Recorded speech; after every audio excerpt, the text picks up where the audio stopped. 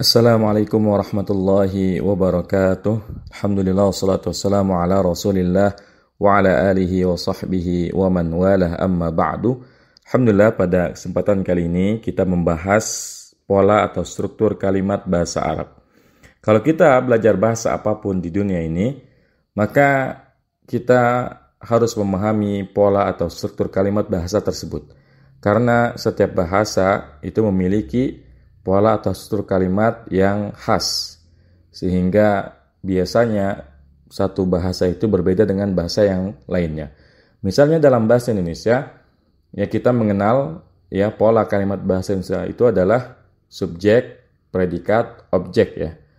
Subjek artinya pelaku, kemudian setelah subjek baru ada predikat atau perbuatannya, kemudian setelah itu ada objek ya. Misalnya, Ali pergi, maka Ali disebut sebagai subjek, kemudian pergi disebut sebagai ya predikat.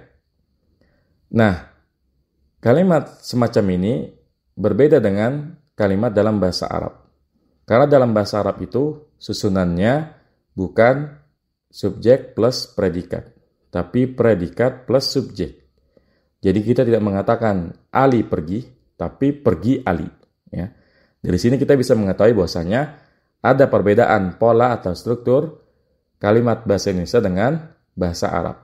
Oleh karena itu, kita harus betul-betul memahami bagaimana pola atau struktur kalimat bahasa Arab.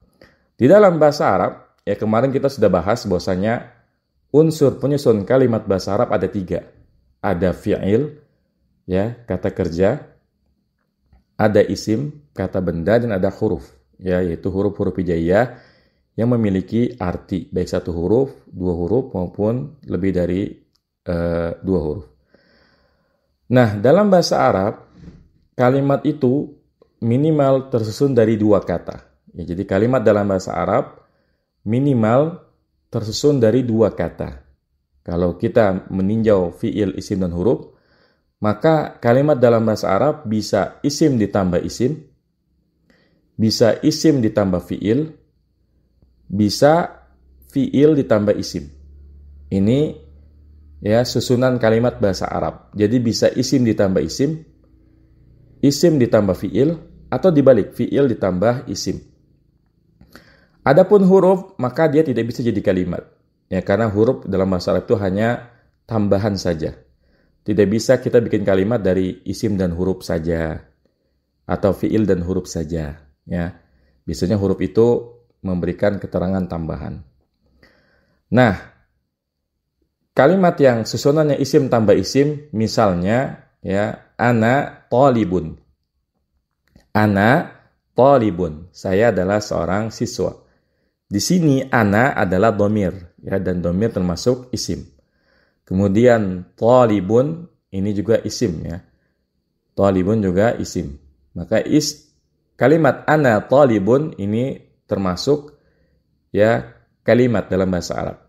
Atau dalam bahasa Arab itu istilah untuk kalimat adalah al-jumlah al-mufidah.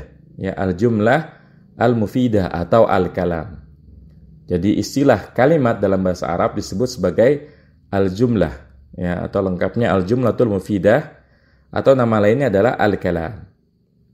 Ini isim dan isim. Kemudian isim dan fiil, ya isim dan fiil contohnya Aliyun zahaba. Aliyun zahaba. Di sini ya Aliyun adalah nama orang, ya isim alam, dan dia adalah isim. Kemudian zahaba adalah fiil madhi. Di sini polanya adalah isim tambah fiil. Kemudian bisa juga fiil tambah isim. Ya kalimat Aliyun zahaba itu dibalik menjadi zahaba Aliyun. Dan ini adalah defaultnya, ya. Hukum asalnya, kalau kita mengucapkan kalimat dalam bahasa Arab yang ada kata kerjanya, maka kata kerjanya didahulukan daripada pelakunya. Ya, yaitu menjadi dhahaba Aliyun, Ali pergi.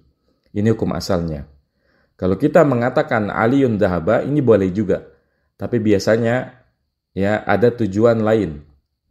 Kalau dalam keadaan normal, kita mengatakan zahaba Aliyun. Lalu apa bedanya kalimat Aliyun dhahaba dengan dhahaba Aliyun? Ini maknanya sama, sama-sama Ali telah pergi, tetapi beda fokusnya.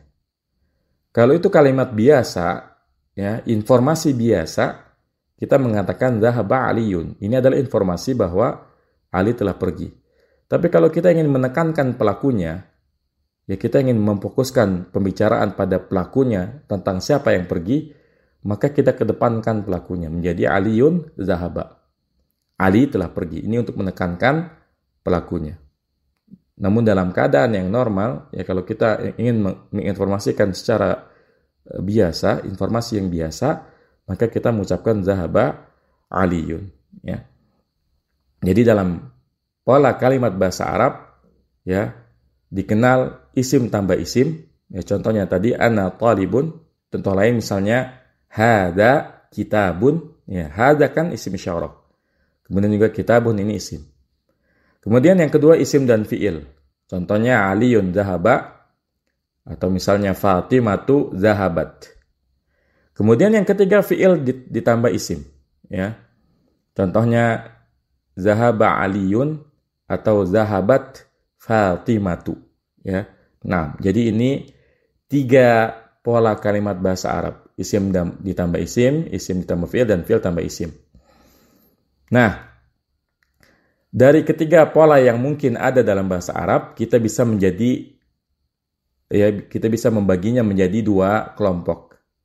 Yaitu ada yang namanya jumlah fi'liyah, ada yang namanya jumlah ismiyah. Jadi dari 3 pola ini, isim tambah isim tambah fi'il, dan fi'il tambah isim, kita bisa mengelompokkannya menjadi 2 kelompok besar, yaitu al-jumlatul ismiyah dan al-jumlah al-fi'liyah. Jumlah ismiyah dan jumlah fi'liyah. Apa itu jumlah ismiyah? Jumlah ismiyah adalah semua kalimat yang diawali oleh isim. Sehingga ya kalimat yang polanya isim ditambah isim dan juga isim ditambah fi'il, ini masuk ke dalam pembahasan jumlah ismiyah. Adapun jumlah fi'liyah adalah kalimat yang diawali fi'il. Ya, sehingga hanya ada 1 pola, yaitu fi'il tambah isim. Jadi dari 3 pola yang mungkin, 2 masuk ke jumlah ismiyah karena diawali oleh isim, yaitu isim tambah isim dan isim tambah fi'il. Dan satunya lagi, ini masuk ke dalam kelompok jumlah fi'liyah. Nah, supaya kita lebih paham lagi bedanya jumlah ismiyah dan jumlah fi'liyah, maka kita ya memberikan beberapa contoh jumlah ismiyah. Misalnya, ya hada kitabun. Ini adalah buku. Kalimat hada kitabun adalah jumlah ismiyah. Kenapa? Karena kalimat ini diawali oleh isim. Ya, hada adalah isim isyarah. Kemudian huwa tabibun. Artinya dia adalah seorang dokter. Ini juga jumlah ismiyah. Kenapa? Karena huwa ini adalah domir. Dan domir termasuk isim. Kemudian Zaidun mudarrisun. Zaid adalah seorang guru. Ini juga jumlah ismiyah. Karena Zaidun ini adalah isim alam. Ya. Kemudian Aisyatu thalibatun. Aisyah adalah seorang siswi. Ini juga jumlah ismiyah karena Aisyah isim alam, ya nama orang. Kemudian ya Zaidun dhahaba. Zaid telah pergi. Kalimat ini meskipun mengandung kata kerja di dalamnya, yaitu dhahaba, tapi karena awalnya adalah Zaidun, ya, maka dia adalah jumlah ismiyah. Zaidun dhahaba. Kalau sekiranya kita balik menjadi dhahaba Zaidun, maka ini berubah menjadi jumlah fi'liyah, ya. Jadi kalau kalimatnya Zaidun dhahaba jumlah ismiyah, tapi kalau kalimatnya dhahaba Zaidun jumlah fi'liyah. Nah, kemudian misalnya Khadijatu ja'at. Khadijah telah datang. Di sini juga jumlah ismiyah. Sekalipun ada fi'ilnya, tapi karena yang di depan kata pertamanya adalah isim, ya, nama orang, isim alam, maka Khadijatu ja'at, kalimat ini merupakan jumlah ismiyah. Ya, kesimpulannya semua kalimat yang diawali oleh isim, maka dia jumlah ismiyah. Sekalipun dalam kalimat tersebut mengandung fi'il, kalau depannya, awalnya adalah isim, maka dia disebut sebagai jumlah ismiyah. Kemudian, yang kedua, kita berikan contoh-contoh untuk jumlah fi'liyah. Ya, jumlah fi'liyah. Misalnya zahaba Zaidun.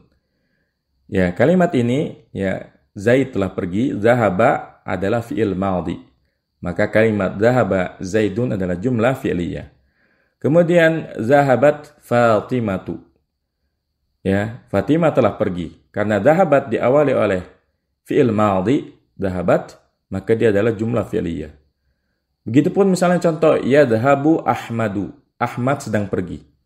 Yadhabu adalah fi'il mudhari, maka dia adalah jumlah fi'liyah. Kemudian tadhabu Aisyatu. Ya, tadhabu Aisyatu. Aisyah sedang pergi. Di sini tadhabu adalah fi'il mudhari, maka kalimat tadhabu Aisyatu adalah jumlah fi'liyah. Jadi sangat mudah sekali membedakan mana jumlah ismiyah dan mana jumlah fi'liyah. Pokoknya kalau depannya isim maka dia jumlah ismiyah. Kalau depannya fi'il maka dia adalah jumlah fi'liyah. Apa pentingnya kita mengetahui ya kalimat itu termasuk jumlah ismiyah atau jumlah fi'liyah? Ini sangat penting karena pola jumlah ismiyah memiliki kaidah-kaidah, aturan-aturan yang berbeda dengan jumlah fi'liyah. Ya, jadi kaidahnya beda-beda. Ya, misalnya jumlah ismiyah itu nanti ya kaidahnya seperti ini, adapun jumlah fi'liyah seperti itu. Jadi ada perbedaan kaidah. Sehingga kita perlu mengetahui. Karena beda pola, ya beda kaidahnya. Pertanyaan selanjutnya, ya tadi kan kita mengatakan kalimat Zaidun zahaba dengan zahaba Zaidun, sekalipun yang satu jumlah ismiyah dan yang satu jumlah fi'liyah, ini memiliki makna yang sama. Artinya sama-sama ya Zaid telah pergi. Cuma bedanya kalau kita mengatakan zahaba Zaidun, ini informasi biasa. Dan secara normal, kita akan mengatakan pola kalimat seperti ini. Nah, ketika kita ingin menekankan pelakunya, siapa yang pergi, ya, maka kita dahulukan pelakunya menjadi Zaidun zahaba. Ini beda tujuan kita mengatakan zahaba Zaidun dengan Zaidun zahaba, ya.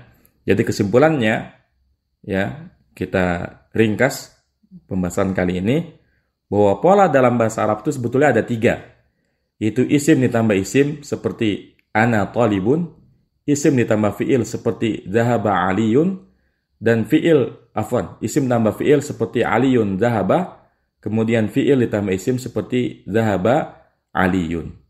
Ya. Namun ketiga pola ini bisa kita kelompokkan menjadi 2 kelompok besar, yaitu jumlah ismiyah dan jumlah fi'liyah.